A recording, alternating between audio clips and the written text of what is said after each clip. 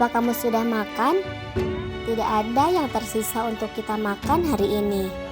Saya hanya makan sayuran karena uang yang diperoleh dari menjual kayu bakar kemarin digunakan untuk membeli makanan dan kue untukmu.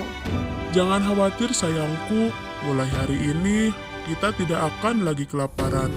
Sekarang, batu penggilingan kita akan menghasilkan apa yang kita inginkan. Mendengar itu, sang istri menyuruh suaminya untuk menyuruh si batu penggilingan untuk menghasilkan makanan karena mereka belum makan siang. Sang suami berkata kepada batu penggilingan seperti yang diinstruksikan dalam mimpinya. Oh batu penggilingan ajaib, kami membutuhkan nasi. Batu penggilingan mulai berputar-putar, menghasilkan nasi panas yang ajaib. Melihat itu, sang istri pergi mengambil piring untuk menaruh nasi. Ketika mereka sudah mendapatkan cukup nasi, sang suami menyuruh batu gilingan ajaib untuk menghasilkan makanan untuk dimakan dengan nasi. Kemudian, batu penggilingan itu berputar-putar, menghasilkan makanan ajaib. Karena memiliki cukup makanan untuk dimakan, sang suami berkata kepada batu penggilingan, Sudah cukup, itu cukup. Kemudian batu penggilingan ajaib berhenti. Sejak saat itu, suami dan istri memiliki rumah yang bagus untuk ditinggali dan segala jenis peralatan rumah tangga seperti orang lain. Tetapi tidak melebihi kemampuan mereka karena mereka tidaklah terlalu rakus.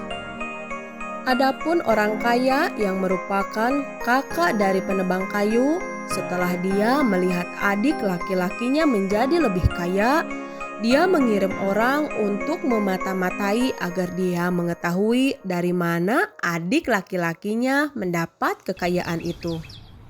Ketika dia tahu bahwa adik laki-lakinya memiliki batu penggilingan ajaib, dia menjadi lebih serakah dan ingin menjadi lebih kaya dan lebih kaya.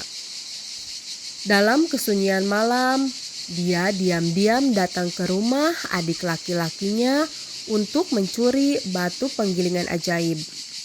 Karena takut adiknya tahu tentang hal itu, jadi dia meletakkan batu penggilingan ajaib di kapal layar dan berlayar ke tengah laut.